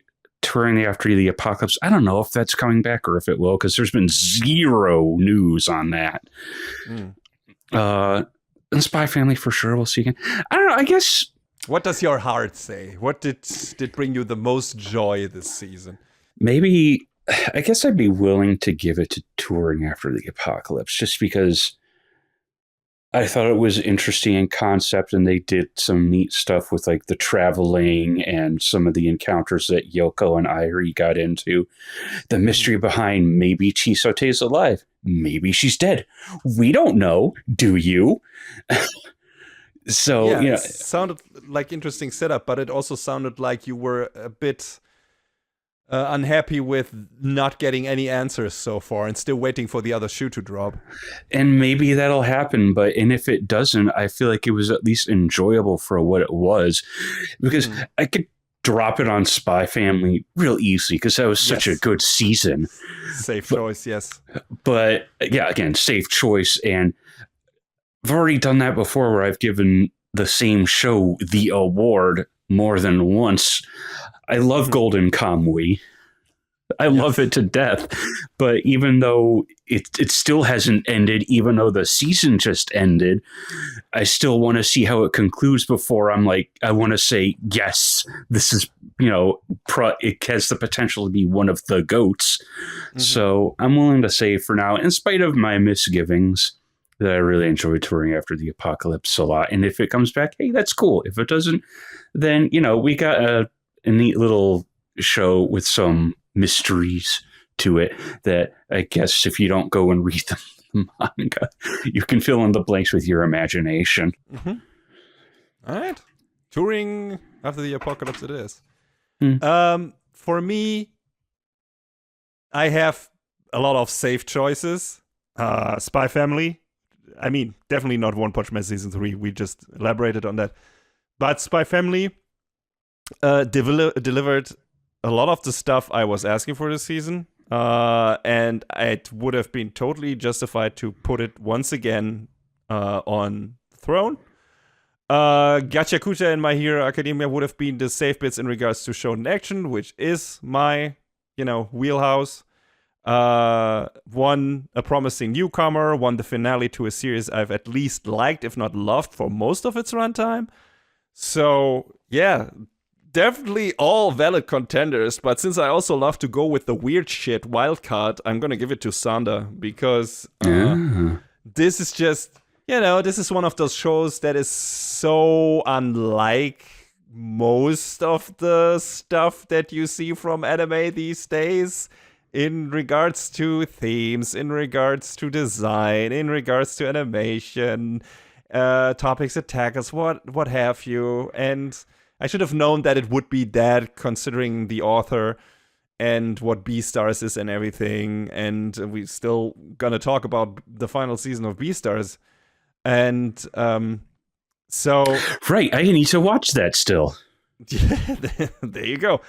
And so I'm like, hey, this is weird shit, and I love it for that, and I love that it's something different, and it makes me feel something different and think about different things, and I'm really interested to see where it goes. I really can't tell, because like I said, the setup of the show, or a part of the setup of the show is kind of fulfilled at the end of the season. So I wonder where, I have no idea what will go from here. I have some guesses, I guess, but that doesn't necessarily have to happen. So super excited. And I'm really happy the manga is over, so I'm pretty sure Science Star is going to give us a full adaptation of this. Hopefully, they're also doing the new Ghost in the Shell anime, so they also have their hands full, and I'm looking forward to that a whole damn lot. First real adaptation of the manga, and then handled by them. That's crazy. So yeah, definitely one of the most anticipated shows in the coming seasons. But yeah, For this time, I'm gonna give the best of the season award to Sanda because it's just such a wacky, wild concept, and what they do with that is interesting, and it's sad, and it's funny, and it's crazy, and I really liked it. And it's short, like the first season here. It's 12 episodes in and out, and you will have a good time if you're willing to let anime get weird, and it gets it does that very much so.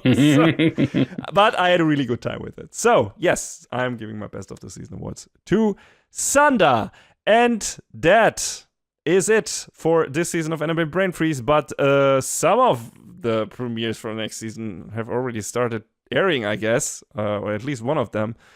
That we're interested in, and the next ones are gonna follow. So we will come back to you eventually with our impressions. Soonish. Yes. Might not be for a couple of weeks because I won't be around. Oops. Yes, probably late April. So yeah, we'll try it. We'll try to knock it out or hammer it out after John has returned, and get the sneak peek and our first review from winter season to you as quickly as possible. But yeah, until then, enjoy spring, which is coming up, hopefully. And it's actually over 50 degrees Fahrenheit here today, so it's coming. Yes. So yes, and enjoy everyone, and we'll talk to you later. Take care, everybody.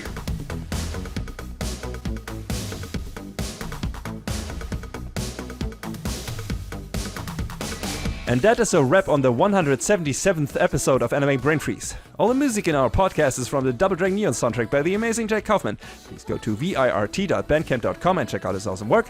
Find us where all the podcasts live, but also check out animebrainfreeze.com for a review index and more. Please leave us a review and rating on Apple Podcasts, Spotify, or your podcast app of choice if you can. Follow us on the socials or send an email to animebrainfreeze@gmail.com. We would love to read your feedback. Thanks for tuning in. We hope you had a good time, and please join us again on our next episode. Macht's gut. See you later, everybody. Next time on Anime Brain Freeze. Sometimes to break the rules, you just need to add more of them.